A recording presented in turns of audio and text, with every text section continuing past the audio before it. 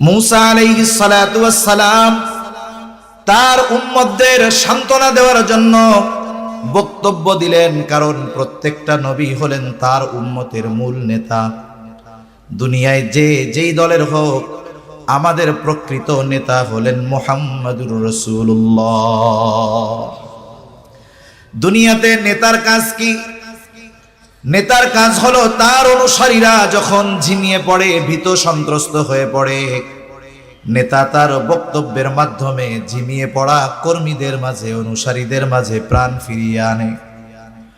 মূসা আলাইহিস সালাতু ওয়াস সালাম বক্তব্য দিলেন, তারা বলতেছে ইন্না লামুদরাকুন, আমরা ধরাই পড়ে গেছি, আর বাঁচার কোনো উপায় নাই। মূসা আলাইহিস সালাম জবাবে বলতেছেন, ক্বালা কাল্লা ইন্না মাইয়া রাব্বী সায়াহদিন। মূসা আলাইহিস সালামের সাথীরা বলে আমরা ধরা পড়ে গিয়েছি। মূসা আলাইহিস সালাম জবাবে প্রথমেই বলেন কাল্লা, কখনোই নয়। তার মানে ফেরাউন আমাদের এখনো ধরতে পারবে না, কোনোদিন আমাদেরকে আর সে ধরতে পারবে না। অভ্যাস ছিল শব্দে শব্দে প্রশ্ন করা জাতি তারা, কিন্তু মূসা আলাইহিস সালাম এই ছোট্ট বাক্যের মধ্যে এর অন্তরে আগত অনাগত সম্ভবত সব ধরনের প্রশ্নের জবাব তিনি জানায়া দিলেন। ওরা হয়তো প্রশ্ন করতে পারত, মূসা আপনি কি বলেন? শত্রু এত কাছে, পার হওয়ার জন্য কোনো ব্যবস্থা নাই, আর আপনি বলতেছেন কখনোই ধরা পড়ব না। তাদের সাথে যে যুদ্ধ নাই। মূসা আলাইহিস সালাম কেমন যেন জবাবে বলতেছে, শোনো, ফেরাউনের সাথে যত অস্ত্র থাক, যত লোকবল থাক, আমাদেরকে ধরতে পারবে না। কারণ হলো ইন্না মাইয়া রব্বি, আমার সাথে রব আছে। রব যদি কারো সাথে থাকে, দুনিয়ার সব যদি তার বিপক্ষে চলে যায়, কোনো ভয়ও নাই, চিন্তাও নাই। রাসূল আকরাম সাল্লাল্লাহু আলাইহি ওয়াসাল্লাম হিজরতের সফর শুরু করলেন মদিনা উত্তর দিকে, কিন্তু নবীজি সফর শুরু করলেন দক্ষিণ দিকে কৌশলগত কারণে। কিন্তু এরা এতটা চতুর ছিল, এতটা চালাক ছিল, ওরা খুঁজতে খুঁজতে সেই দক্ষিণ দিকে সাওর পর্বতের একেবারে গর্তের কাছে গিয়ে হাজির। আবু বকর সিদ্দিক রাদিয়াল্লাহু তাআলা আনহু বলেন, ওরা আমাদের এত কাছে চলে আসছে, আমি সকলের গলার আওয়াজ শুনতেছি, সবাইকে চিনতেছি। তারা আমাদের খুঁজতেছে, আমাদেরকে পাওয়ার জন্য, দেখার জন্য তাদের বেশি দূরে যাওয়ার কোনো দরকার ছিল না। তারা যদি শুধু তাদের নিজেদের পায়ের দিকে তাকাইতো, আমাকে আর রাসূলুল্লাহ সাল্লাল্লাহু আলাইহি ওয়াসাল্লামকে দেখতে পাইতো। আবু বকর সিদ্দিক রাদিয়াল্লাহু তাআলা আনহু ওই অবস্থায় এতটা ভীত চিন্তিত ছিলেন, ওনার চেহারার মধ্যে ভয়ের ছাপ, চিন্তার ছাপ রাসূলুল্লাহ সাল্লাল্লাহু আলাইহি ওয়াসাল্লাম দেখতে পারলেন। আবু বকর তো খাঁটি আশিকে রাসূল। আবু বকরকে যদি 100 জীবন দেওয়া হতো, 100 জীবন, আর যদি বলা হতো আবু বকর এই 100 জীবন তুমি 100 বার নবীর জন্য কোরবান করবা, কোনো দ্বিধা দ্বন্দ্ব ছাড়া আবু বকর তার এই 100 জীবন নবীর জন্য কোরবান করে দিত। আবু বকর রাদিয়াল্লাহু তাআলা আনহুর চেহারায় চিন্তার ছাপ। রাসূল আকরাম সাল্লাল্লাহু আলাইহি ওয়াসাল্লাম আবু বকর সিদ্দিক রাদিয়াল্লাহু তাআলা আনহুকে সান্ত্বনা দিচ্ছেন, অভয় দিচ্ছেন, অভয়। ওই গর্তের মধ্যে তো দুইজন, দুনিয়ার আর কেউ নেই, কিন্তু ওই দুইজনের মধ্যে যখন কথোপকথন হলো, আলোচনা হলো, দুনিয়ার কোনো মানুষ তাদের দুইজনের কথা শুনে নাই, কিন্তু ওই দুইজনের সকল কথাবার্তা যিনি শুনেছেন তিনি কে? আবু বকর সিদ্দিক রাদিয়াল্লাহু তাআলা আনহুকে আল্লাহ তাআলা কি বলেছেন, আল্লাহ তাআলা সেটা জানায়া দেন। আল্লাহ রাব্বুল আলামিন বলেন, ইযহুমা ফিল গারি ইয ইয়াকুলু লিসাহিবিহি লা তাহজান ইন্নাল্লাহা মা'ানা। নবীজি বলতেছে, ও আবু বকর তুমি চিন্তা করো না, ভীত হইও না। এই গর্তের মধ্যে শুধু তুমি আর আমি দুইজন এমন নয়, ইন্নাল্লাহা মা'ানা, আমাদের এই দুইজনের সাথে যিনি আছেন তিনি কে? সুতরাং যার সাথে আল্লাহ তাআলা আছে তাদের কোনো ভয় নাই। মূসা আলাইহিস সালাম বলতেছেন, ইন্না মা'ইয়া রাব্বী, ফিরআউন যত শক্তিশালী হোক না কেন আমার সাথে রব আছে, চিন্তার কোনো কারণ নাই। সায়াহদিন, অচিরেই তিনি আমাকে পথ দেখায়া দিবেন। আল্লাহ তাআলাও পথ দেখায়া দিলেন। আল্লাহ তাআলা বলেন, ফাআউহাইনা ইলা মূসা আনিযরিব বিআসাকাল বাহর ফানফালাকা ফাকানা কুল্লু ফিরকিন কাত-তাউদিল আযীম। আল্লাহ রাব্বুল আলামিন বলেন, আমি মূসা আলাইহিস সালামের কাছে প্রত্যাদেশ প্রেরণ করলাম, ওহী পাঠাইলাম। আনিযরিব বিআসাকাল বাহর, আপনি আপনার লাঠিটা দিয়ে সাগরের উপরে আঘাত করেন। মূসা আলাইহিস সালাম জিজ্ঞাসা করলেন না, আল্লাহ কেন মারবো লাঠি দিয়া বাড়ি? আল্লাহ তাআলা আদেশ করেছেন, সাথে সাথে মূসা আলাইহিস সালাম সাগরের মধ্যে লাঠি দিয়া বাড়ি মারলেন। কি হলো? ফানফালাকা, বাড়ি মারার সাথে সাথে সাগর দ্বিখণ্ডিত হয়ে গেল। ইযকুরু নি'মাতাল্লাহি আলাইকুম إذ جعل فيكم أنبياء وجعلكم ملوكا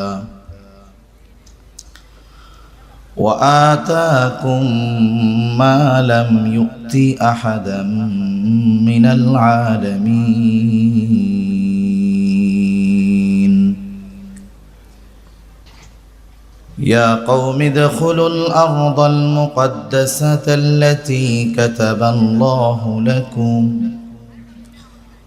ولا ترتدوا على أدباركم فتنقلبوا خاسرين صدق الله العلي العظيم اللهم صل على محمد وعلى آل محمد كما صليت على إبراهيم وعلى آل إبراهيم إنك حميد مجيد اللهم بارك على محمد وعلى آل محمد كما باركت على إبراهيم وعلى آل إبراهيم إنك حميد مجيد بلغ العلا بكماله كشف الدجى بجماله حسنت جميع خصاله صلوا عليه وآله আল্লাহর মহব্বতে আমরা একটু জবান খুলে জিকির করি, লা ইলাহা ইল্লাল্লাহ لا إله إلا الله لا إله إلا الله لا إله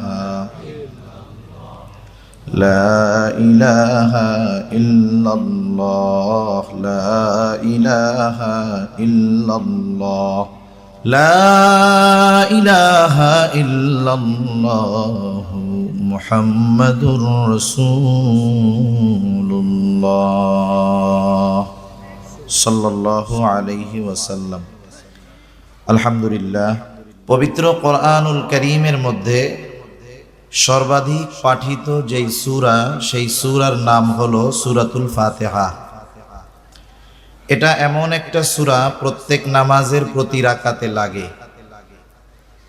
ইমামের পেছনে যখন পড়া হয় ইমামের কেরাত, মুসল্লির কেরাত, জামাতে যখন পড়ি ইমাম সাহেব পড়েন, একাকী যখন পড়ি নিজেকে পড়তে হয়।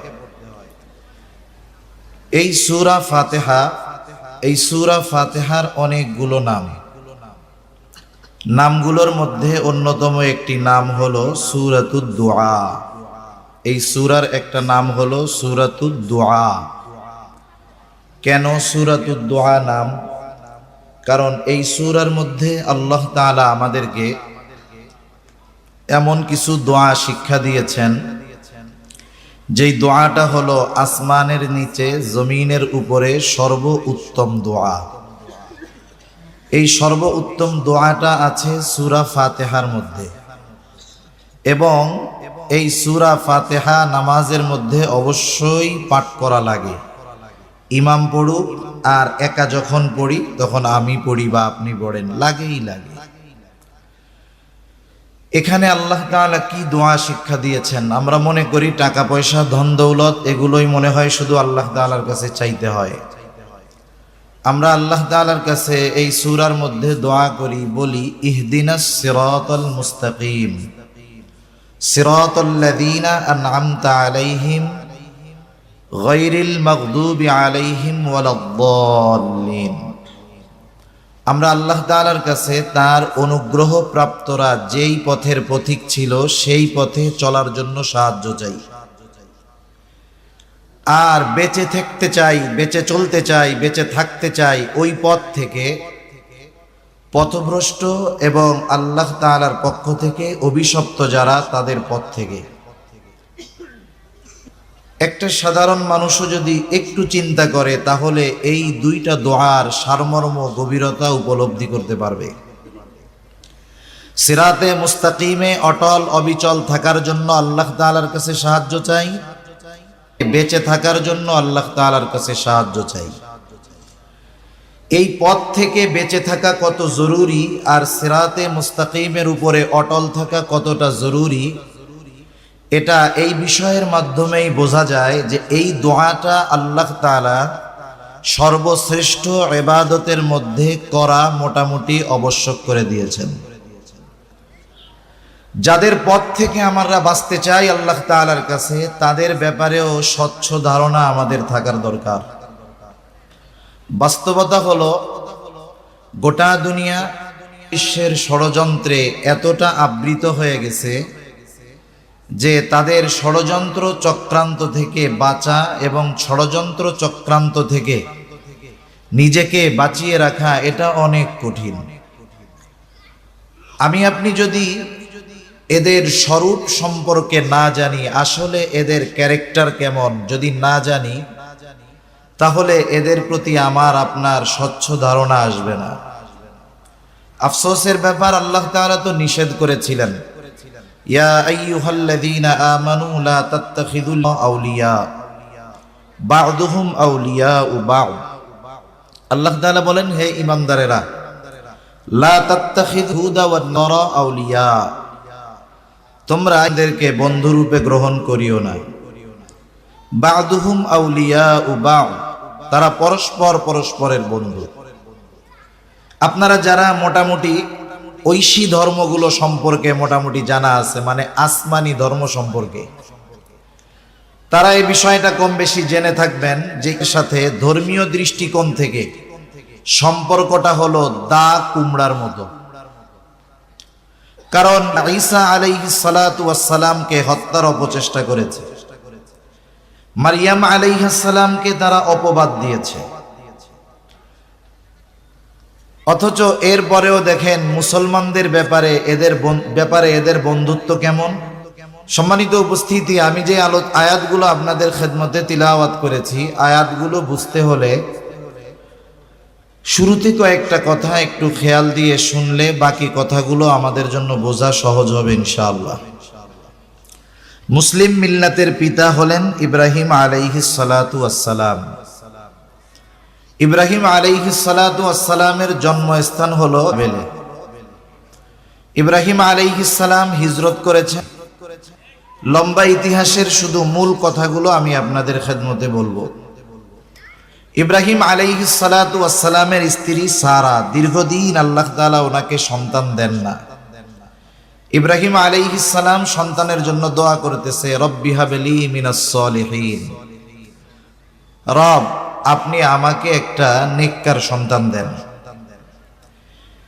মুফাসসিরিনে কেরাম বলেন, ইব্রাহিম আলাইহিস সালাতু ওয়াস সালাম আল্লাহ তাআলার কাছে ছেলে সন্তান চেয়েছেন। এর দ্বারা বোঝা যায় যে আল্লাহ তাআলার কাছে ছেলে চাওয়া এটা ইব্রাহিম আলাইহিস সালামের একটা আমল। তবে এই আমল আমরা করলাম, আল্লাহর কাছে চাইলাম ছেলে, আল্লাহ দিলেন মেয়ে, রাগ হওয়া যাবে? কারণ আমি চাইছি ছেলে, আল্লাহ দিছেন মেয়ে, কারণ আল্লাহ তাআলা যেটা চান উনি সেটাই দেন। ইয়াহাবু লিমান ইয়াশাউ ইনাসা ওয়া ইয়াহাবু লিমান ইয়াশাউ যুকুর আও ইউযাওয়িজুহুম যুকরানা ওয়া ইনাসা ওয়া ইয়াজআলু মান ইয়াশাউ আকীমা। আল্লাহ তাআলা যাকে চান ছেলে দেন, যাকে চান মেয়ে দেন, যাকে চান উভয়টা দেন, যাকে চান কোনোটাই দেন না। ইব্রাহিম আলাইহিস সালাতু ওয়াস সালামের সন্তান হয় না। সারা জানতে পারলেন উনি বন্ধা। সারা আলাইহিস সালাম ওনার খাদেমা হাজেরা আলাইহিস সালামের সাথে ইব্রাহিম আলাইহিস সালামের বিবাহ দিয়ে দিলেন। 86 বছর বয়সে আল্লাহ তাআলা ইব্রাহিম আলাইহিস সালামকে একটা সন্তান দিলেন। সেই সন্তানের নাম হলো হযরত ইসমাঈল আলাইহিস সালাম। আল্লাহ তাআলার নির্দেশে ইব্রাহিম আলাইহিস সালাম হাজেরা আলাইহিস সালাম ও ইসমাঈল আলাইহিস সালামকে নিয়ে রওনা হলেন। পথ চলা শুরু করলেন। শুধু গন্তব্যের শেষ কোথায় ইব্রাহিম আলাইহিস সালাম নিজেও জানেন না। হাজেরা আলাইহিস সালাম বারবার জিজ্ঞাসা করেন, কোথায় নিয়ে যাচ্ছেন আমাদের? উনি নিজেও তো জানেন না। পথ চলতে চলতে প্রায় ১৫০০ কিলোমিটারের কাছাকাছি হবে। বর্তমান যেখানে বাইতুল্লাহ, ওই জায়গায় ইব্রাহিম আলাইহিস সালাম পৌঁছাইলেন ওনাদের নিয়ে। আর আল্লাহ তাআলা জানিয়ে দিলেন এটাই হলো আপনার গন্তব্য। ওই সময় বাইতুল্লাহর ওই জায়গাটা শুধু বালুর ডিবির মতো একটু উঁচু ছিল। নূহ আলাইহিস সালামের মহাপ্লাবনের পরে ওইটার আর সংস্কার করা হয় নাই। যখন ইব্রাহিম আলাইহিস সালাম কিছু খেজুর আর পানি দিয়ে উনি চলে আসবেন, হাজেরা আলাইহিস সালাম জিজ্ঞাসা করতেছে, এই নির্জন মরুভূমির মধ্যে আমাকে আর এই শিশু বাচ্চাকে রেখে যাচ্ছেন? এটা কি আপনার সিদ্ধান্ত না আল্লাহ তাআলার সিদ্ধান্ত? ইব্রাহিম আলাইহিস সালাম জবাব দিলেন, এটা আল্লাহ তাআলার সিদ্ধান্ত। হাজেরা আলাইহিস সালাম তখন বললেন, এটা যদি আল্লাহ তাআলারই সিদ্ধান্ত হয় তাহলে আল্লাহই আমার আর আমার এই সন্তানের জন্য যথেষ্ট। যেহেতু খাবার পানি কম, শেষ হয়ে গেছে, মা যদি খানা না পায়, খাবার না খায়, বাচ্চাও দুধ পাবে না। ইসমাঈল আলাইহিস সালাতু ওয়াস সালাম দুধের কষ্টে কান্না করতেছেন। শিশু বাচ্চা দুধের যন্ত্রণায় কাঁদে। এই কষ্ট পুরুষকে ওয়াজ করে বোঝানো যাবে না। এই কষ্টটা একজন মা অনুধাবন করতে পারে। পানির সন্ধানে হাজেরা আলাইহিস সালাম সাফা মারওয়ায় 7 বার দৌড় দিয়েছেন। ইতিমধ্যে আল্লাহ সুবহানাহু ওয়া তাআলা জিবরাইল আলাইহিস সালামকে পাঠায়া দিলেন। শিশু ইসমাঈল আলাইহিস সালামের পায়ের আঘাতে জমজম কূপ সৃষ্টি হলো। উনি আইসা দেখেন আল্লাহ তাআলার কুদরতি কূপ, পানি উতলিয়ে পড়তেছে, চতুর্দিকে উনি ঘিরে দিলেন। ওই পথে বহুত বণিকেরা যাতায়াত করে, কিন্তু ওখানে তো পানির কোনো অস্তিত্ব নাই। একদল বণিক দেখতে পাইল আকাশের উপরে পাখি চক্কর খাচ্ছে, ঘুরতেছে, তার মানে নিচে পানি আছে। কয়েকজনকে পাঠালো, ওরা এসে বলল, হ্যাঁ এখানে পানির ব্যবস্থা আছে, একটা পানির ফোয়ারা আছে, কূপ আছে, আর ওইটার মালিক হলো একজন মহিলা আর একটা ছোট বাচ্চা। আরবের তৎকালীন সময়ের নিয়ম ছিল, যেখানে বিশুদ্ধ সুপেয় পানির ব্যবস্থা হতো ওইখানেই মানুষ জনবসতি গড়ে তুলত। তারাও ওইখানে জনবসতি গড়ে তুলল এই শর্তে যে এই কূপের কর্তৃত্ব, এই পানির কর্তৃত্ব হাজেরা আলাইহিস সালাম ও ইসমাঈল আলাইহিস সালাম ওনাদের তত্ত্বাবধানেই থাকবে। এরপরে তো লম্বা ইতিহাস। ইসমাঈল আলাইহিস সালাম ওইখানেই বিবাহ করলেন, ওখানেই ওনার বংশ বিস্তার হলো। ওনার পরে আর কোন নবী ওনার বংশে আসে নাই। একেবারে শেষ নবী মুহাম্মাদুর রাসূলুল্লাহ সাল্লাল্লাহু আলাইহি ওয়াসাল্লাম। এদিক দিয়ে আল্লাহ তাআলা ইব্রাহিম আলাইহিস সালামকে পরবর্তীতে আরেকটা সন্তান দিয়েছেন। ওই সন্তানের নাম হলো ইসহাক আলাইহিস সালাম। ইসহাক আলাইহিস সালামের ছেলের নাম হলো ইয়াকুব আলাইহিস সালাম। ইয়াকুব আলাইহিস সালামের 12 সন্তান। 12 সন্তানের এক সন্তানের নাম হলো হযরত ইউসুফ আলাইহিস সালাম। ইয়াকুব আলাইহিস সালামের 12 সন্তানের বড় সন্তান অথবা চতুর্থ সন্তান, তার নাম ছিল ইহুদা অথবা ইহুজা। আর এই ধর্ম হিসাবে গোটা দুনিয়ায় প্রসিদ্ধি লাভ করেছে হযরত মূসা আলাইহিস সালাতু ওয়াস সালামের মাধ্যমে। ইউসুফ আলাইহিস সালামের ইতিহাস আপনাদের জানা আছে। এক সময় আল্লাহ তাআলা ওনাকে কুয়ার থেকে উদ্ধার করায়া জেলখানায় পাঠায়া এক সময় সুপ্রিম পাওয়ারের অধিকারী আল্লাহ তাআলা ইউসুফ আলাইহিস সালামকে বানায় দিয়েছে। ওই সময়টাতে উনি পরিচালনার দায়িত্বে ছিলেন, যেই সময় আরবের আশেপাশে সব দেশে দুর্ভিক্ষ চলতেছে। ইউসুফ আলাইহিস সালাম জেলখানায় থাকতে ওই যে বাদশার স্বপ্নের ব্যাখ্যা দিয়েছিলেন, 7 বছর ফসল ভালো হবে, বাকি 7 বছর দুর্ভিক্ষ দেখা দিবে। এই ব্যাখ্যার উপরে আমল করে বাদশাহ যেই 7 বছর ফসল ভালো হয়েছে, যথেষ্ট পরিমাণ ফসল খাদ্যশস্য তিনি গুদামজাত করেছেন, যাতে দুর্ভিক্ষের সময় ওনাকে কষ্ট পড়তে না হয়। কিন্তু এত পরিমাণ শস্য উনি ভান্ডারে জমা করছেন, মানুষের চাহিদা পূরণ করার পরেও আশেপাশের মানুষকে উনি খাদ্যশস্য দিতে পারতেন। ইউসুফ আলাইহিস সালামের হাতে এই জিম্মাদারি। ইউসুফ আলাইহিস সালাতু ওয়াস সালামের ভাইরা পাশের স্থান করে। ওই 10 ভাই আসছে ইউসুফ আলাইহিস সালামের কাছে, তখন তো চিনতে পারে নাই। সর্বশেষ সকলের মধ্যে পরিচয় হয়েছে। ইউসুফ আলাইহিস সালাম পিতা ইয়াকুব আলাইহিস সালামকে বললেন, সবাইকে নিয়ে আপনি। এখন ইয়াকুব আলাইহিস সালাম তার সন্তান সন্ততি সকলকে নিয়ে হিজরত করে চলে আসলেন। তাহলে মোটামুটি এতটুকু আমাদের মনে রাখলে হবে যে এরপরে এরা এখানে আসছে, লম্বা সময় ভালো কাটছে এদের। একটা সময় এর উপরে কিপ্তি বংশের প্রভাব বাড়ছে, ফেরাউন ক্ষমতায় বসছে। ফেরাউন একটা উপাধি, ফেরাউন একটা উপাধি। এর শাসনকর্তা যেই হইতো তার উপাধি হইতো ফেরাউন, কিন্তু এ উপাধিতেই নাম হিসাবে প্রসিদ্ধি লাভ করছে। তা একটা সময় ফেরাউনের জুলুম অত্যাচারের মাত্রা খুব বাড়ছে। আল্লাহ তাআলা মূসা আলাইহিস সালামকে দুনিয়ায় পাঠাইলেন। যেই ফেরাউন শিশু বাচ্চাদের হত্যা করার অপচেষ্টা করেছে, হত্যাকাণ্ড চালিয়েছে, তার ঘরে মূসা আলাইহিস সালামকে বড় করেছেন। এক সময় আল্লাহ নবুয়াত দিয়েছেন, সাথে সাথে হারুন আলাইহিস সালাম সহ আল্লাহ তাআলা নির্দেশ দিয়েছেন, তোমরা ফেরাউনকে দাওয়াত দাও। বলেন তো হেদায়েতের মালিক কে? আর একটু জোরে বলেন না কে? আল্লাহ। আল্লাহ তাআলা যাকে চান তাকেই হেদায়েত দেন। তবে হেদায়েত নসিব কার কপালে আছে, হেদায়েত কার নসিব হবে, এটা দৃশ্যমান কিছু বিষয় দেখে অনুধাবন করা যায়। যেমন একজন মানুষ পাপাচারে লিপ্ত আছে, আপনি তাকে কোরআন হাদিস দিয়ে বোঝালেন যে এই কাজটা খুব পাপ, মন্দ। দেখা গেল আপনি তাকে বলার পরে সে কমপক্ষে অনুতপ্ত হলো, ওই গুনাহ ছেড়ে দেওয়ার জন্য মোটামুটি ইচ্ছা পোষণ করলো। আশা করা যায় এই লোকটার নসিবে হেদায়েত আছে।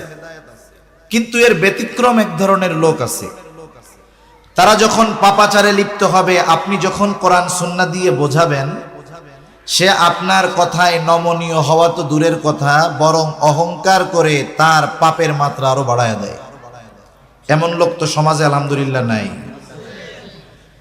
ফেরাউনের অবস্থা ছিল এই দ্বিতীয় শ্রেণীর লোকের মতো। মূসা আলাইহিস সালাম তাকে দাওয়াত দিচ্ছে যে রবের উপরে ঈমান আনো, ও উল্টা বলে আমি তো বড় লোক। সর্বশেষ পরিস্থিতি আল্লাহ তাআলা মূসা আলাইহিস সালামকে বললেন, পয়গম্বর আপনি চলে যান।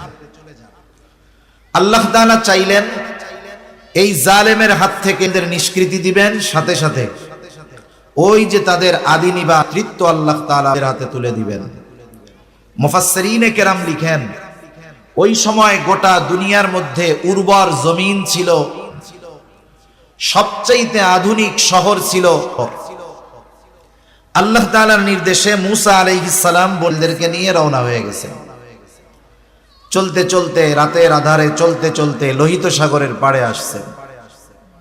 ইতিমধ্যে ফেরাউনের কাছে খবর চলে গেছে, ফেরাউন মূসা আলাইহিস সালাম কিন্তু তার উম্মতদের নিয়ে মিশর ছেড়ে চলে যায়, শত্রু হাতছাড়া হয়ে গেল। 6 লক্ষ সশস্ত্র সৈন্য নিয়ে ফেরাউন ধাওয়া শুরু করলেন পিছনে।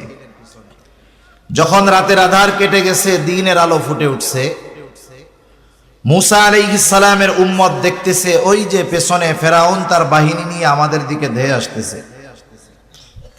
ফেরাউনও দেখতেছে যে ওই যে মূসা আলাইহিস সালাম তার উম্মতদেরকে নিয়ে সাগরের পাড়ে পার হওয়ার জন্য অপেক্ষমান। দুই দলের মনের অবস্থা কিন্তু দুই রকম।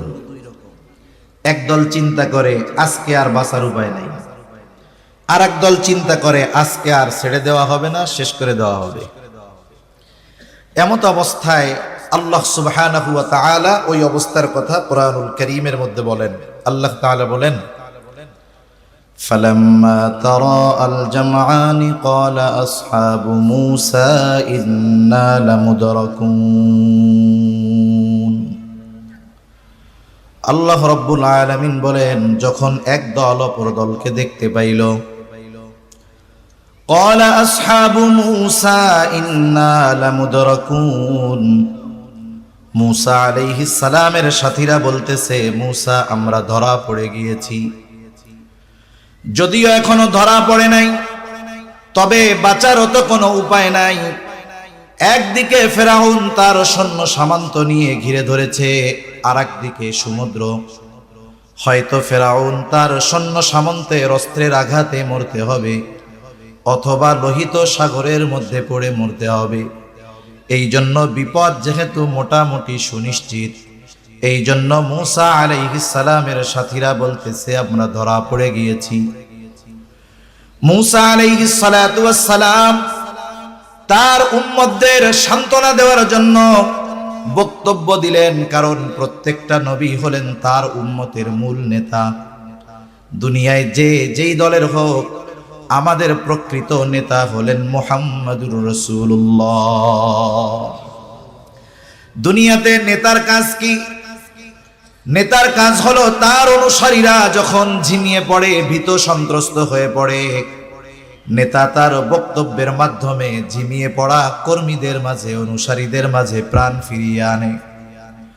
মূসা আলাইহিস সালাতু ওয়াস সালাম বক্তব্য দিলেন, তারা বলতেছে ইন্না লামুদরাকুন, আমরা ধরাই পড়ে গেছি, আর বাঁচার কোনো উপায় নাই। মূসা আলাইহিস সালাম জবাবে বলতেছেন, ক্বালা কাল্লা ইন্না মাইয়া রাব্বী সায়াহদিন। মূসা আলাইহিস সালামের সাথীরা বলে আমরা ধরা পড়ে গিয়েছি। মূসা আলাইহিস সালাম জবাবে প্রথমেই বলেন কাল্লা, কখনোই নয়।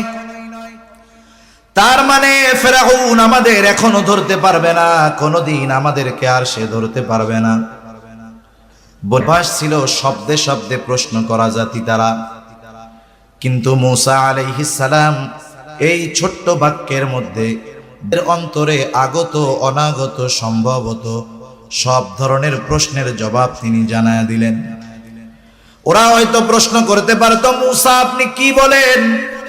শত্রু এত কাছে, পার হওয়ার জন্য কোনো ব্যবস্থা নাই, আর আপনি বলতেছেন কখনোই ধরা পড়ব না। তাদের সাথে যে যুদ্ধ নাই। মূসা আলাইহিস সালাম কেমন যেন জবাবে বলতেছে, শোনো, ফেরাউনের সাথে যত অস্ত্র থাক, যত লোকবল থাক, আমাদেরকে ধরতে পারবে না। কারণ হলো ইন্না মাইয়া রব্বি, আমার সাথে রব আছে।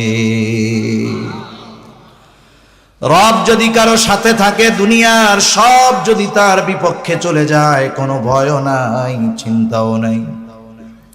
রাসূল আকরাম সাল্লাল্লাহু আলাইহি ওয়াসাল্লাম হিজরতের সফর শুরু করলেন মদিনা উত্তর দিকে, কিন্তু নবীজি সফর শুরু করলেন দক্ষিণ দিকে কৌশলগত কারণে। কিন্তু এরা এতটা চতুর ছিল, এতটা চালাক ছিল, ওরা খুঁজতে খুঁজতে সেই দক্ষিণ দিকে সাওর পর্বতের একেবারে গর্তের কাছে গিয়ে হাজির। আবু বকর সিদ্দিক রাদিয়াল্লাহু তাআলা আনহু বলেন, ওরা আমাদের এত কাছে চলে আসছে, আমি সকলের গলার আওয়াজ শুনতেছি, সবাইকে চিনতেছি। তারা আমাদের খুঁজতেছে, আমাদেরকে পাওয়ার জন্য, দেখার জন্য তাদের বেশি দূরে যাওয়ার কোনো দরকার ছিল না। তারা যদি শুধু তাদের নিজেদের পায়ের দিকে তাকাইতো, আমাকে আর রাসূলুল্লাহ সাল্লাল্লাহু আলাইহি ওয়াসাল্লামকে দেখতে পাইতো।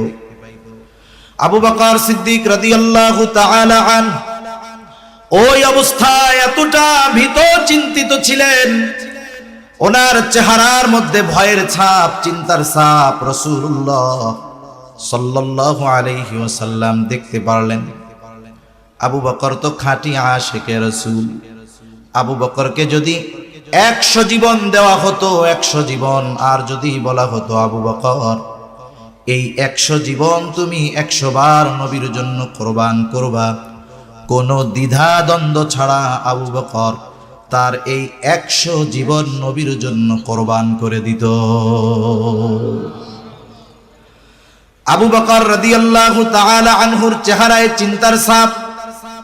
রাসূল আকরাম সাল্লাল্লাহু আলাইহি ওয়াসাল্লাম আবু বকর সিদ্দিক রাদিয়াল্লাহু তাআলা আনহুকে সান্ত্বনা দিচ্ছেন, অভয় দিচ্ছেন, অভয়। ওই গর্তের মধ্যে তো 2 জন, দুনিয়ার আর কেউ নেই। কিন্তু ওই 2 জনের মধ্যে যখন কথোপকথন হলো, আলোচনা হলো, দুনিয়ার কোনো মানুষ তাদের 2 জনের কথা শুনে নাই, কিন্তু ওই 2 জনের সকল কথাবার্তা যিনি শুনেছেন তিনি কে? আবু বকর সিদ্দিক রাদিয়াল্লাহু তাআলা আনহুকে আল্লাহ তাআলা কি বলেছেন, আল্লাহ তাআলা সেটা জানায়া দেন।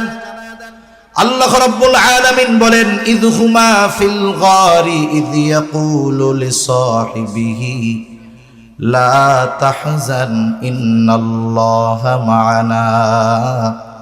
নবীজি বলতেছে, ও আবু বকর তুমি চিন্তা করো না, ভীত হয়ো না।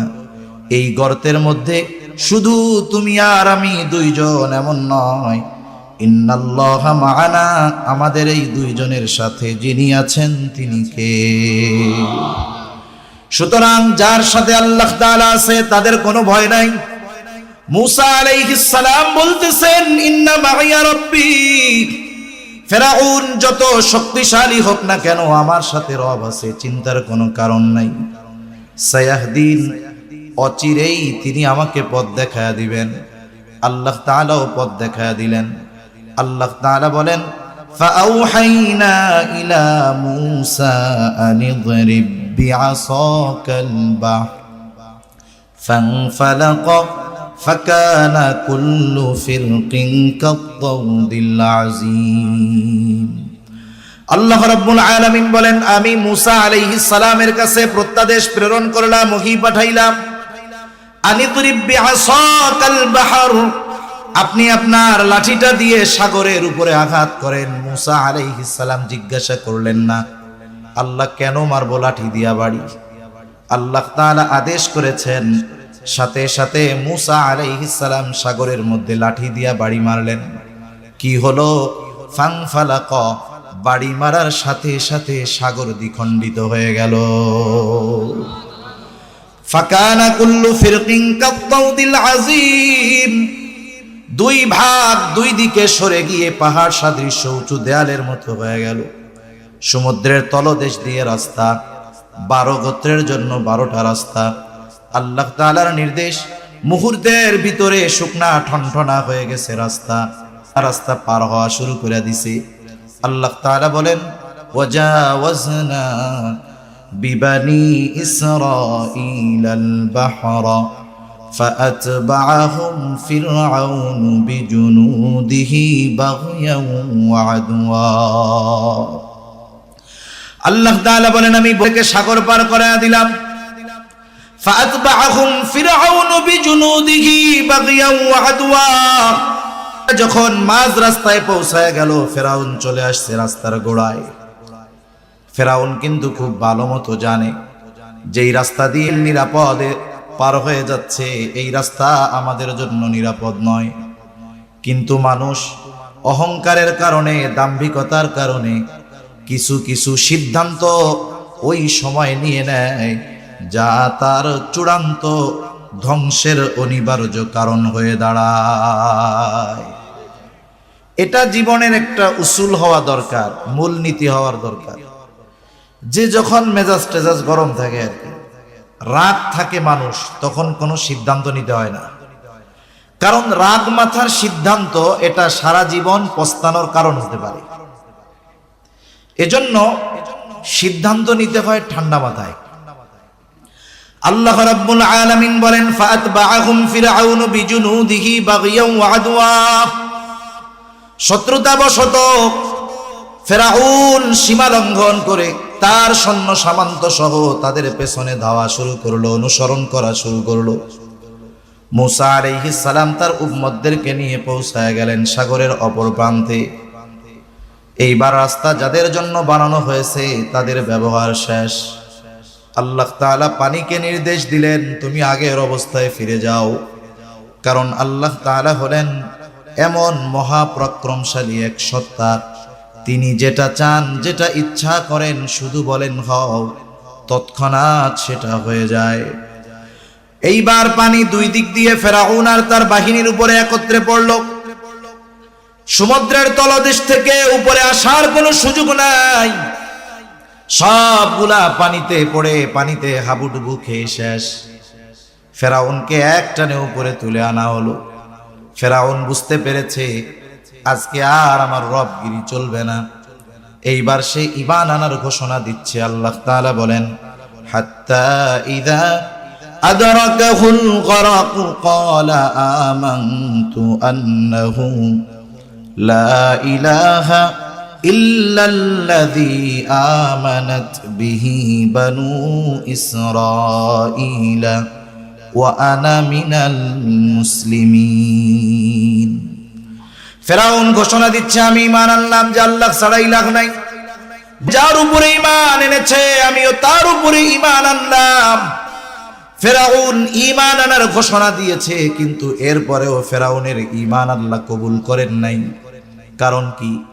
মুফাসসিরিনে কেরাম লিখেন, যখন কোন জাতির উপরে আল্লাহ তাআলার আযাব অথবা গজব চলে আসে, ওই গজব আসার পরে কেউ যদি ঈমান আনার ঘোষণা দেয়, ঈমান কবুল করা হয় না। হযরত ইউনূস আলাইহিস সালাতু ওয়াস সালামের সম্প্রদায় দীর্ঘদিন ব্যাপী ইউনূস আলাইহিস সালাম তাদেরকে দাওয়াত দেন, তাদের মধ্যে কোনো পরিবর্তন নাই। আল্লাহ তাআলা জানায় দিলেন, পয়গম্বর 3 দিন পরে এদের উপরে গজব আসবে। ইউনূস আলাইহিস সালাম যখন তার সম্প্রদায়কে জানাইলেন 3 দিন পর তোমাদের উপরে আল্লাহ তাআলার গজব আসবে, গজবের খবর আসার পরে এদের অবাধ্যতার মাত্রা আরো বেড়ে গেল। এই অবস্থায় 2 দিন পার হয়ে গেছে, কোনো পরিবর্তন নাই। যেই দিন গজব আসবে, ইউনূস আলাইহিস সালাম চিন্তা করলেন এদের তো অবস্থা যা, পরিবর্তনের কোনো ভাব নাই।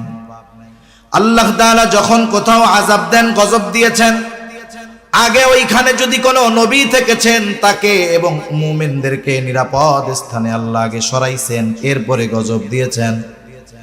সবকিছু বিবেচনা করে আল্লাহ তাআলার পক্ষ থেকে নির্দেশ আসার আগে ইউনূস আলাইহিস সালাম এলাকা ছেড়ে নিরাপদে রওনা হয়ে গেলেন।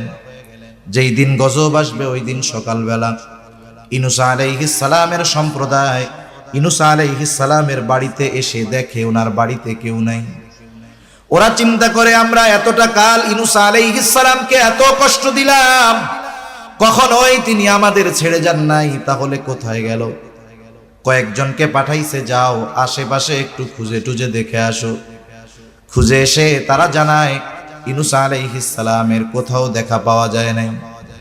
ওরা মনে করছে হয়তো আল্লাহ তাআলার গজব সুনিশ্চিত আসবে, এই জন্য ইউনূস আলাইহিস সালাম চলে গেছে। তাদের মধ্যে ভীতি সঞ্চার হলো। এইবার তারা ভুল বুঝতে পারলো, তাওবা করলো, ঈমান আনলো।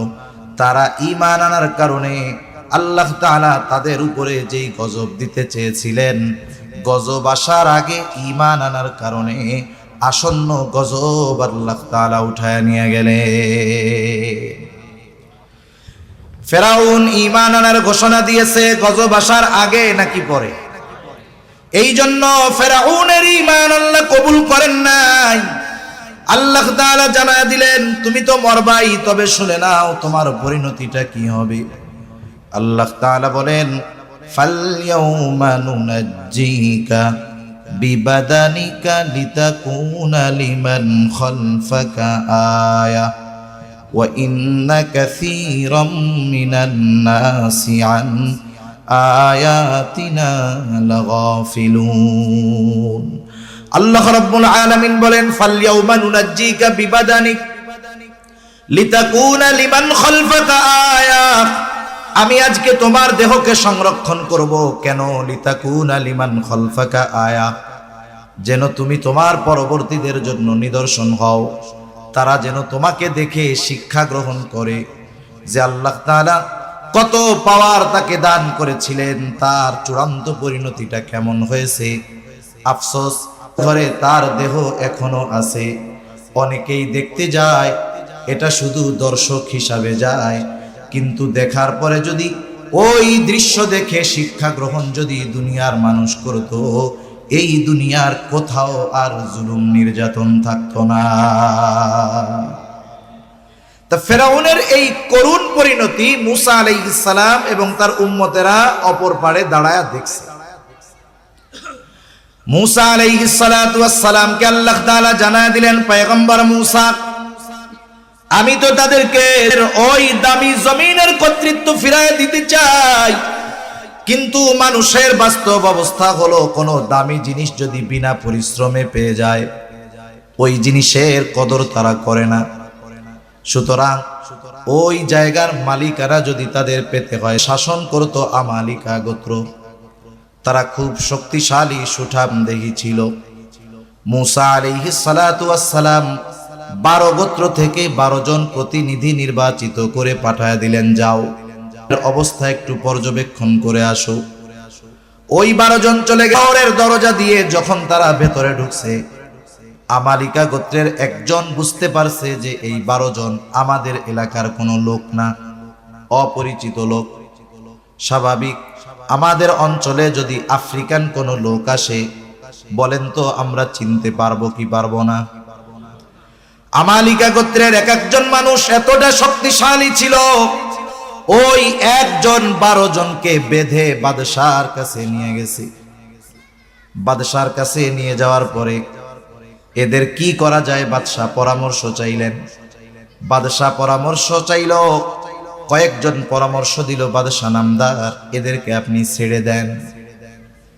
কেন ছেড়ে দিব? বলে এদেরকে যদি আপনি ছেড়ে দেন উপকার হবে। এরা যদি আমাদের এই দেশ আক্রমণ করার কোনো চিন্তা ভাবনা করে থাকে, ওরা তো আমাদের শক্তি সম্পর্কে অবগত হয়ে গেছে। ওরা গিয়ে যখন ওদের সম্প্রদায়ের কাছে আমাদের এই শক্তির ব্যাপারে বলবে, ওই সম্প্রদায় স্বপ্নেও আমাদের বিরুদ্ধে রাজি হবে না। এই পরামর্শটা বাদশার কাছে ভালো লাগছে। বাদশা ছেড়ে দিছে 12 জনকে। 12 জন মুসা আলাইহিস সালাতু ওয়াস সালামের কাছে এসে সব খবরাখবর জানাইল। বলতেছে, পয়গম্বর, এলাকা ভালো, শহর ভালো, জমিন উর্বর, সব ঠিক আছে, কিন্তু সমস্যা হলো একটা, ওরা এত শক্তিশালী যে একজন আমাদের 12 জনকে বেঁধে ফেলছে। মুসা আলাইহিস সালাম বললেন, শোনো, তোমরা 12 জন তোমাদের গোত্রের কাছে গিয়া যত ফজিলত আছে সব কথা বলবা, কিন্তু ওদের যে এত শক্তি এই কথাটা তাদেরকে বলবা না। 12 জনের মধ্যে 10 জনই তাদের গোত্রের কাছে গিয়া বলছে যে, শোনো, আমাদের নিয়ে যাওয়ার কথা বলা হচ্ছে, তাদের বিরুদ্ধে যে আমরা, তাদের একজনই আমাদের 12 জনকে বেঁধে ফেলছে, এত শক্তিশালী ওরা। যখন এই খবর শুনছে, সবাই দৃঢ় প্রতিজ্ঞাবদ্ধ, আমরা মরে যাব তবু ওদের সে করবো না। 2 জন ছাড়া বাকি 10 জন বইলা দিচ্ছে। অথচ আল্লাহ তাআলা জানায়া দিয়েছেন শুধু অংশগ্রহণ করবে। ওরা যত শক্তিশালী হোক না কেন, ওদের বিরুদ্ধে আল্লাহ তাআলা ওদেরকে সুনিশ্চিত বিজয় দান করবে। অবস্থা যখন এই মুসা আলাইহিস সালাতু ওয়াস সালাম তার সম্প্রদায়ের কাছে গেলেন, তাদেরকে বোঝানোর জন্য, বলার জন্য, কি বললেন গিয়া মুসা আলাইহিস সালাম? আল্লাহ তাআলা সেই কথাই বলেন, ওয়াইদ ক্বালা মুসা লিকওমিহি ইয়া কওমি যকুরু নি'মাতাল্লাহি আলাইকুম ইয জাআলা ফীকুম আমবিয়া ওয়া জাআলাকুম মুলুকা ওয়া আতাকুম মা লাম ইউতি আহাদাম মিনাল আলামিন। মুসা আলাইহিস সালাতু ওয়াস সালাম গিয়ে তার সম্প্রদায়কে বলতেছে, ইয়া কওমি যকুরু নি'মাতাল্লাহি আলাইকুম, হে আমার সম্প্রদায়, তোমরা ওই সমস্ত নেয়ামতের কথা স্মরণ করো যেগুলো আল্লাহ তাআলা তোমাদের দিয়েছে। কি নেয়ামত দিয়েছে? এক নম্বরে তিনি বলেন, ইয জাআলা ফীকুম আমবিয়া, যে তোমাদের মধ্য থেকে তিনি অনেক নবী পাঠিয়েছে, অনেক নবী বানাইছেন তোমাদের মধ্য থেকে। একটা গোত্রে, একটা বংশে যদি দুনিয়াবি শিক্ষিত অনেক মানুষ থাকে, ওই বংশ, ওই গোত্র অন্যান্যদের সামনে তাদের গোত্রে বেশি শিক্ষিত মানুষ থাকার কারণে গর্ব করে কি করে না? কয়েকদিন আগে একটা জায়গায় দেখলাম, এক গ্রামে 7 জন বিসিএস ক্যাডার, এক গ্রামে 7 জন। এটা বাংলাদেশের একটা মেইন স্ট্রিম মিডিয়া খুব ফলাও করে প্রচার করতেছে, এক গ্রামে 7 জন। এখন ওই গ্রামের মানুষ যদি কোথাও যায়, কেউ যদি জিজ্ঞাসা করে যে তোমার গ্রামের নাম কি, ও ওর গ্রামের নাম বলার আগে বলবে, আমি হইলাম ওই গ্রামের লোক যেই গ্রামে 7 জন বিসিএস ক্যাডার আছে, অথবা একই সাথে 7 জন বিসিএস পেয়েছে এইরকম গ্রামের লোক আমরা, এরপরে গ্রামের নাম বলি। এখন দেখেন, দুনিয়াতে আমরাও গর্ববোধ করি। কারো বংশে যদি দুনিয়াবি লাইনের বড় কেউ থাকে, সে অন্যান্য বংশের সামনে নিজের বংশ নিয়ে গর্ব করে যে আমার বংশে এতজন উচ্চ শিক্ষিত মানুষ আছে। আর বলেন তো, যেই বংশের মধ্যে আল্লাহ তাআলা হাজার হাজার নবী পাঠিয়েছেন, এটা বড় নেয়ামত নয় কি? অবশ্য এটা পরলৌকিক বড় নেয়ামত। আল্লাহ রাব্বুল আলামিন বুরাইলদেরকে এই নেয়ামত দিয়েছেন যে তাদের বংশ থেকে অনেক নবী আসছে। কত নবী? নবীজি সাল্লাল্লাহু আলাইহি ওয়াসাল্লাম বলেন, কখনো নবী শূন্য হয় নাই। একজন নবী দুনিয়া থেকে চলে গেছে, তো আল্লাহ তাআলা আরেকজনকে নবুয়ত দিয়া ওই শূন্য স্থান আল্লাহ পূরণ করে দিয়েছে। একেবারে ঈসা আলাইহিস সালাম পর্যন্ত এইভাবে চলছে। 2 নম্বর নেয়ামত, ওয়াজআলাকুম মুলুকা, আল্লাহ তাআলা তোমাদেরকে বাদশাহী দান করছে। বাদশাহ এক বংশের, এক গোত্রের সবাই হয় না, কিন্তু যেই বংশ থেকে বাদশাহ হয়, বাদশাহীটাকে ওই বংশের দিকে জুড়ায় দেওয়া হয়। যেমন উসমানীয় খলিফা ওসমানীদের মধ্য থেকে হয়েছে, তবে সব ওসমানী খলিফা না, কিন্তু খলিফা ওসমানীয়দের মধ্য থেকে হওয়ার কারণে বলা হয় ওসমানীয় খলিফা। আব্বাসীয়দের মধ্য থেকে খলিফা হয়েছে, সব আব্বাসী খলিফা হয় নাই, কিন্তু খলিফা আব্বাসী বংশের হওয়ার কারণে বলা হয় আব্বাসীয় খলিফা। এর দ্বারা সম্মান বাড়ে, বংশের সম্মান বাড়ে। এই জন্য মুসা আলাইহিস সালাম বলেন, আল্লাহ তাআলা তোমাদেরকে যে শুধু পরলৌকিক নিয়ামত দান করেছে তা নয়, আল্লাহ তাআলা তোমাদেরকে দুনিয়ার বাদশাহীও দান করেছে, সাথে সাথে ওয়া আতাকুম মা লাম ইউতি আহাদাম মিনাল আলামিন। আল্লাহ তাআলা তোমাদেরকে এমন কিছু নিয়ামত দিয়েছে যা দুনিয়ার আর কাউরে দেয় নাই। বনি কত নিয়ামত পেয়েছে আল্লাহর পক্ষ থেকে। পবিত্র কোরআনুল কারীমের সর্ববৃহৎ সূরা বাকারা, এই সূরার মধ্যে আল্লাহ তাআলাকে প্রদত্ত ধারাবাহিক প্রায় 40টা নিয়ামতের কথা বর্ণনা করেছেন। এছাড়াও যে কত নিয়ামত আল্লাহ তাআলা তাদেরকে দিয়েছে, মুসা আলাইহিস সালাতু ওয়াস সালাম এই নিয়ামতগুলোর কথা পুনরাবৃত্তি করার কারণ কি?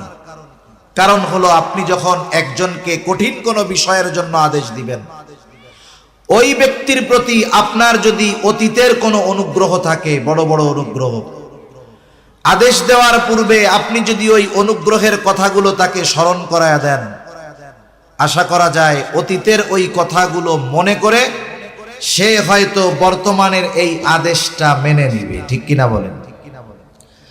মূসা আলাইহিস সালাতু ওয়াস সালাম ওই নিয়ামতগুলোর কথা বর্ণনা করার পরে বলতেছেন, ইয়া কওমি দুখুলুল আরদাল মুকদ্দাসাতাল্লাতী কাতাবাল্লাহু লাকুম ওয়ালা তারতাদ্দু আলা আদবারিকুম ফাতানকালিবু খাসিরিন। মূসা আলাইহিস সালাম বলতেছে, ও আমার সম্প্রদায়, ইয়া কওমি দুখুলুল আরদাল মুকদ্দাস, তোমরা ওই পবিত্র জমিনের মধ্যে প্রবেশ করো, পবিত্র ভূমির মধ্যে প্রবেশ করো, আল্লাতী কাতাবাল্লাহু লাকুম, যেই জমিনের মালিকানা আল্লাহ তাআলা তোমাদের জন্য লিখে রাখছে। মূসা আলাইহিস সালাম নির্দেশ দিলেন, ঢুইকা পড়ো পবিত্র জমিনের মধ্যে, ওদের সাথে আল্লাহ তাআলা তোমাদের জয় সুনিশ্চিত করে দিয়েছেন, এই জমিনের কর্তৃত্ব মালিকানা তোমাদের জন্য লিখে দিয়েছে। তবে শর্ত হইল একটা, ওয়ালা তারতাদ্দু আলা আদবারিকুম ফাতানকালিবু খাসিরিন, তোমরা সামনের দিকে যাবা তো পিছু হটবা না, পিছু যদি হটো তাহলে ক্ষতিগ্রস্তদের অন্তর্ভুক্ত হয়ে যাইবা। মূসা আলাইহিস সালাতু ওয়াস সালাম এর সংবাদ দিয়ে তাদেরকে সামনে অগ্রসর হওয়ার নির্দেশ দিলেন। কিন্তু আফসোস ওই জাতির জন্য, আল্লাহ তাআলার পক্ষ থেকে জয়ের সুসংবাদ পাওয়ার পরেও তারা করতে রাজি হয় নাই, বরং তারা মূসা আলাইহিস সালামের এই কথার জবাবে বলতেছে, ক্বালু ইয়া মূসা ইন্না ফিহা কওমান জাব্বারিন। আল্লাহ তাআলা বলছে, তুমি হবা, এই জমিনের মালিকানা আমি তোমাদের লেখা দিছি। এরপরে ওরা যত শক্তিশালী হোক আর সংখ্যায় যত বেশি হোক, চিন্তা করার কোনো কারণ আছে? কিন্তু দেখেন মূসা আলাইহিস সালাম আল্লাহর পক্ষ থেকে সুসংবাদ দেওয়ার পরেও ওই যে 10 জন আগে এসে বলেছে যে ওরা কিন্তু অনেক শক্তিশালী, এই কথাটাকে তারা মনে ধারণ করে অস্বীকৃতি জ্ঞাপন করতেছে। তারা বলতেছে, মূসা ইন্না ফিহা কওমান জাব্বারিন, ওইখানে এক শক্তিশালী কওম আছে, শক্তিশালী সম্প্রদায় আছে।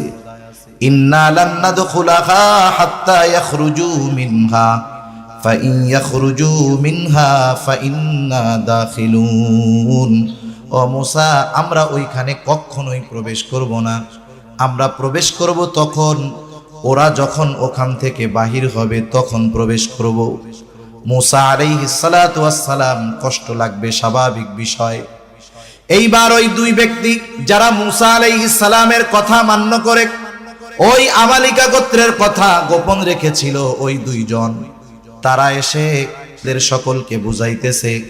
তাফসীরের মধ্যে আসছে, একজনের নাম হলো ইউশা ইবনে নুন, আর একজনের নাম হলো কালেব ইবনে ইউফানা। এই দুই আল্লাহর বান্দা যাদের উপরে আল্লাহ তাআলার বিশেষ অনুগ্রহ ছিল। আল্লাহ তাআলা বলেন, ক্বালা রাজুলানি মিনাল্লাযীনা ইয়াখাফুনা আন'আমাল্লাহু আলাইহিম আদখুলু আলাইহিমুল বাব ফাইযা দাখালতুমুহু ফাইন্নাকুম গালিবুন ওয়া আলাল্লাহি ফাতাওয়াক্কালু ইন কুনতুম মুমিনিন। ওই দুইজন তাদেরকে বুঝাইতেছে, তোমরা শুধু শহরের নিকট দরজা দিয়ে প্রবেশ করো, ফাইদা দাখালতুমুহু ফাইন্নাকুম গালিবুন, তোমরা শুধু দরজা দিয়ে ঢুকবা, তোমাদেরকে ওদের উপরে বিজয়ী করে দিবেন কে? আরো জোরে বলেন না কে? আরে তোমরা না মুমিন, তোমাদের ভয় কিসের? ওয়া আলাল্লাহি ফাতাওয়াক্কালু ইন কুনতুম মুমিনিন, তোমরা যদি মুমিন হও তাহলে আল্লাহর উপরে ভরসা করে শহরে প্রবেশ করো, তোমরাই জয়ী হইবা। মানুষের খাসলাত হইল কেমন? মনে করেন ছোট বাচ্চা, বাচ্চার মা বাচ্চাকে বারবার বলতেছে, আব্বু খাও খাও খাও। বাচ্চাদের অভ্যাস হইল, একে আপনি যত সাধবেন ও তত বাঁকা হবে। আপনি বারবার বলতেছেন, ও খায় না, এইবার বাচ্চার বাবা বলতেছে দেখি আমি একটু ট্রাই করি। এইবার বাচ্চার বাবাও বলতেছে আব্বু খাও খাও খাও। বাচ্চা মনে মনে কি বলে জানেন, আরে আমার মা আমারে বুঝাইয়া পারলো না, আব্বা আপনি বুঝাইয়া খাওয়াই ফেলবেন আমারে, এত সহজ। অবস্থা হলো আমাদের নবী বুঝাইয়া পারলো না, আর তোমরা দুইজন কোত্থেকে আসছো, তোমরা আমাদের বুঝাইয়া, এটা তো অসম্ভব। এবারের জবাব আরো কঠোর। এবার বলতেছে ক্বালু ইয়া মূসা ইন্না লান নাদখুলাহা হাত্তা ইয়াখরুজু মিনহা ফাইন ইয়াখরুজু মিনহা ফাইন্না দাখিলুন। আগে তো বলছেই যে তারা যদি ওইখান থেকে বাহির না হয় আমরা ওইখানে প্রবেশ করব না। এইবার ওই দুই ব্যক্তি বলার পরে তারা বলতেছে ক্বালু ইয়া মূসা ইন্না লান নাদখুলাহা আবাদাম মা দামু ফিহা ফাযহাব আনতা ওয়া রাব্বুকা ফাকাতিলা ইন্না হাহুনা কাঈদুন। তারা বলতেছে মূসা আমরা ওইখানে কখনোই প্রবেশ করব না যতক্ষণ তারা ওইখানে আছে।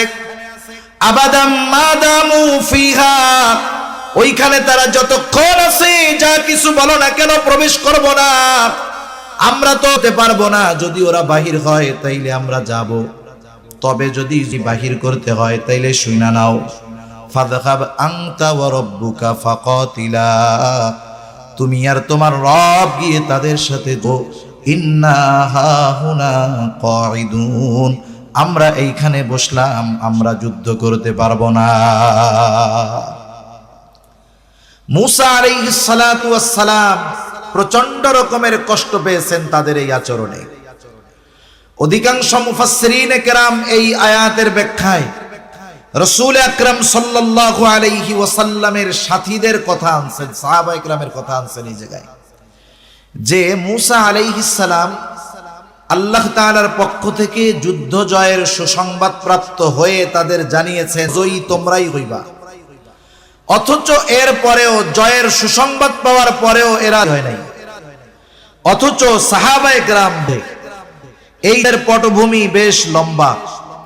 সর্বশেষ অবস্থা হলো যখন আবু সুফিয়ান নিজেকে অনিরাপদ মনে করতেছিল যে তার বাণিজ্য কাফেলা আক্রান্ত হতে পারে, সে খবর পাঠায় দিছে মক্কায় আবু জেহেলের কাছে। আবু জেহেল 1000 সশস্ত্র সৈন্য নিয়ে আবু সুফিয়ানের সাহায্যের জন্য রওনা হয়ে গেছে। আবু সুফিয়ান নিরাপদ রাস্তায় পৌঁছায় গেল। আবু জেহেলের কাছে খবর পাঠায় দিয়েছে, আবু জেহেল যেহেতু আমরা নিরাপদ স্থানে চলে আসছি, এখন আর কোনো প্রয়োজন নাই, তোমরাও ফিরে যাও।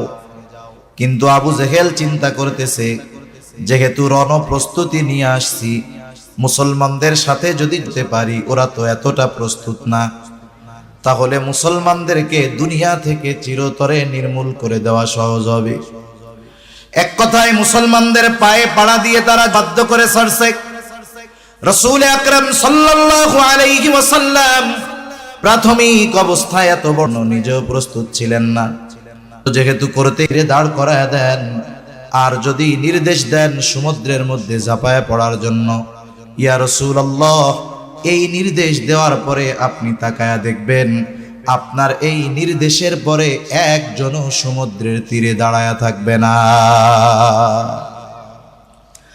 আরেকজন বলতেছে ইয়া রাসূলুল্লাহ আমরা আপনার সামনে পেছনে ডানে বামে চতুর্দিকে অবস্থান করে আপনি আমাদের খুশি হয়ে যাবেন। রাসূল আকরাম সাল্লাল্লাহু আলাইহি ওয়াসাল্লাম 313 জন সাহাবী নিয়া 1000 সশস্ত্র বিরুদ্ধে, তলোয়ার ছিল মাত্র 100।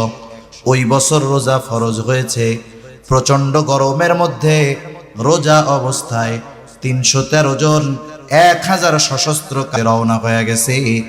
যদিও তাদের কাছে লোকবল অনেক ছিল না, অস্ত্র অনেক ছিল না, কিন্তু ওই 313 জনের ঈমানি পাওয়ার এমন ছিল, গোটা দুনিয়াও যদি ওই 313 জনের বিরুদ্ধে দাঁড়িয়ে যেত, ওই ঈমানি শক্তির কারণে ওই 313 জন নিশ্চিত জয়ী হয়ে যাইত।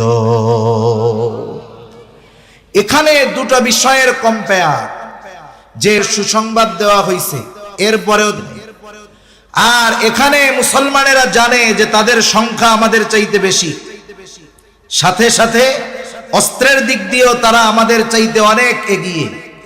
এরপরেও তারা রাসূল আকরাম সাল্লাল্লাহু আলাইহি ওয়াসাল্লামের জিদ পরামর্শ যখন চাইছে, যুদ্ধে মত দিয়েছে এবং জীবন বাজি রেখে। এজন্যই তো আল্লাহ রাব্বুল আলামিন তাওরাত ইনজিলের মধ্যে রাসূলুল্লাহ সাল্লাল্লাহু আলাইহি ওয়াসাল্লামের সাথীদের প্রশংসা করেছেন। শুধু তাই না, আল্লাহ রাব্বুল আলামিন স্বয়ং নিজে বলেন, রাদিয়াল্লাহু আনহুম ওয়া রাদু আন। আল্লাহ তাআলাও তাদের উপরে সন্তুষ্ট, তারাও আল্লাহর উপরে সন্তুষ্ট। এদের এই আচরণে মুসা আলাইহিস সালাম কষ্ট পাইলেন। এইখানে কয়েকটা আচরণের কথা উল্লেখ করা যায়। এই জাতি ছিল সর্বোচ্চ অকৃতজ্ঞ জাতি, এরা ছিল সর্বোচ্চ অবাধ্য জাতি, এরা ছিল সর্বোচ্চ পর্যায়ের সীমা লঙ্ঘনকারী জাতি। নেয়ামত পাবার পর এরা নেয়ামতের শুকরিয়া করে নাই, নাশকরি করেছে। আল্লাহ এবং রাসূলের আইন অমান্য করেছে, আদেশ অমান্য করেছে। অমান্য করেই তারা বসে থেকেছে তা নয়, বরং আল্লাহ এবং তার নবী মুসা আলাইহিস সালামকে নিজেরা গিয়ে তাদেরকে কথা বলে সর্বোচ্চ সীমা লঙ্ঘন করেছে। এছাড়াও অনেকগুলো কারণ আছে, যেই কারণগুলোর জন্য এরা অভিশপ্ত। এরা আল্লাহ রাব্বুল আলামিনের ব্যাপারে অপবাদ দিয়েছে যে আল্লাহর হাত ছোট হয়ে গেছে। আল্লাহ রাব্বুল আলামিন বলেন এই জন্য, এই কথার জন্য তাদের উপরে লানাত। শুধু তাই না, এদের উপরে নবী রাসূলগণ লানত করেছেন। আল্লাহ তাআলা বলেন, লুইনাল্লাযীনা কাফারু মিন বানি ইসরাঈলা আলা লিসানি দাউদ ওয়া ঈসা ইবনে মারইয়াম। দাউদ আলাইহিস সালাম এদের উপরে লানত দিয়েছেন, মারইয়াম আলাইহিস সালাম লানত দিয়েছেন। শুধু তাই না, গোটা দুনিয়ার মধ্যে এরাই একমাত্র জাতি যারা পয়গম্বরদেরকে হত্যা করেছে।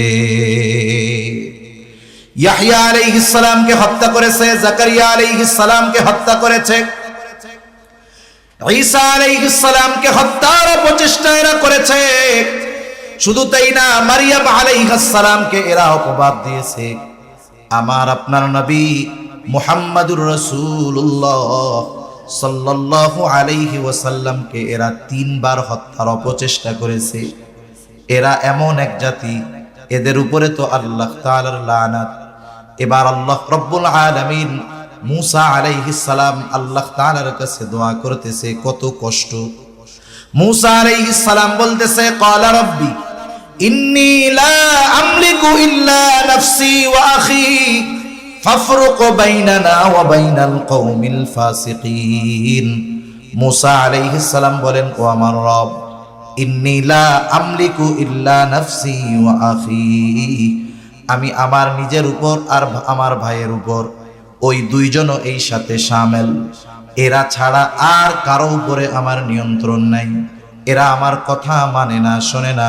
আয় আল্লাহ, ফাফরুক বাইনানা ওয়া বাইনাল কওমিল ফাসিকিন, আপনি এই পাপীদের থেকে আমাকে পৃথক করে দেন, আলাদা করে দেন। আল্লাহ রাব্বুল আলামিন মুসা আলাইহিস সালামকে সান্ত্বনা দিলেন। 1 নাম্বার জানাইলেন, আপনি এদের আচরণে কষ্ট পায়েন না। ফালা তাসা আলাল কওমিল ফাসিকিন, এই ফাসিকদের আচরণে আপনি কষ্ট পায়েন না। সাথে সাথে আল্লাহ তাআলা জানায় দিলেন, ক্বালা ফাইন্নাহা মুহাররামাতুন আলাইহিম 40 সানা ইয়াতিহুনা ফিল আরদ। আল্লাহ তাআলা বলেন, এই জমিন তাদের জন্য 40 বছর নিষিদ্ধ করে দেওয়া হলো। তখন 30 প্রান্তরে অবস্থান করতেছিল। ওরা বলতেছে যে আমরা আর তোমার সাথে থাকবো না, আমরা চলে যাব। মুফাসসিরিনে কেরাম বলেন, প্রতিদিন সকাল বেলায় তারা সকলে দলবদ্ধভাবে দিকে হাঁটা শুরু করত। পথ চলতে চলতে চলতে সকাল থেকে সন্ধ্যা পর্যন্ত পথ চলার পর তারা সন্ধ্যা নামতো যখন, তখন খেয়াল করে দেখতো সকালে যেখান থেকে হাঁটা শুরু করেছে সারাদিন হেঁটে আবার সেই জায়গায় এসে উপস্থিত। এভাবে 1-2 দিন না, আল্লাহ তাআলা তাদেরকে 40 বছর সারাদিন হাঁটাইছে। কত বছর? 40 বছর তারা সারাদিন হাঁটছে। এর মধ্যে মুসা, হারুন আলাইহিস সালাম দুনিয়া থেকে চলে গেছে। আল্লাহ তাআলা ইউশা ইবনে নুনকে নবুয়তি দিয়েছেন। তার নেতৃত্বে এর পরবর্তী প্রজন্ম আমালিকা গোত্রের সাথে, এবং আল্লাহ তাআলা তাদেরকে বিজয় দান করেছে। পুনরায় এদেরকে আল্লাহ তাআলা কর্তৃত্ব প্রদান করেছে। এবার বসতি স্থাপন করেছে। আবার দীর্ঘকাল উত্থান পতন, লম্বা ইতিহাস, উত্থান পতন, একবার বাহির হইছে আবার ঢুকছে। এইভাবে চলতে চলতে সর্বশেষ খ্রিস্টীয় প্রথম শতাব্দীতে চূড়ান্তভাবে তাদেরকে ওখান থেকে বের করে দেওয়া হয়েছে। 2000 বছর তারা ভিড়তে পারে নাই। 2000 বছর তারা গোটা দুনিয়ায় উদ্বাস্তুর মতো ঘুরে ঘুরে বেরিয়েছে। যেখানেই গিয়েছে, কোন জায়গায় গিয়ে তারা দীর্ঘকাল একসাথে অবস্থান করতে পারে নাই, কারণ এদের স্বভাব বড় খারাপ ছিল। কোন জায়গায় যাইতো, যেই এলাকায় শান্তি থাকতো ওই এলাকায় গিয়ে অশান্তি ছড়ায়া দিত। 2000 বছর তারা বিভিন্ন জায়গায় উদ্বাস্তুর মতো ঘুরছে।